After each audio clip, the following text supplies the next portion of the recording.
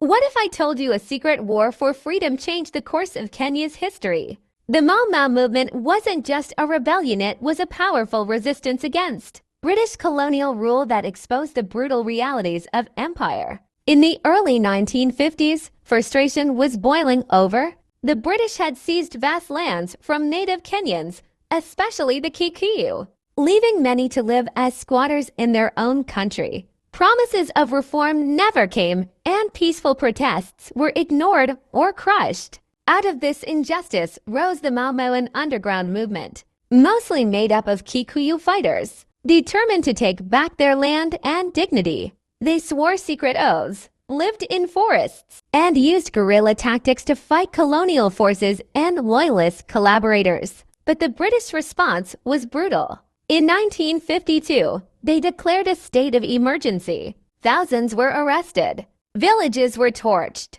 and more than 1 million Kikuyu were herded into detention camps or protected villages under harsh conditions. The official narrative called the Mau Mau terrorists, but behind the label was a desperate struggle for self-rule. Despite the crackdown, the Mau Mau ignited a national consciousness. They exposed the lies of the colonial system and made it impossible to ignore the demand for independence. By 1963, Kenya was free, but the legacy of the Mau Mau was buried for years until survivors finally spoke out and won legal recognition for the torture they endured. Today, the Mau Mau are no longer seen as rebels, but as heroes. Their fight was not just for land, it was for freedom. The Mau Mau movement reminds us, when justice is denied, resistance becomes a duty.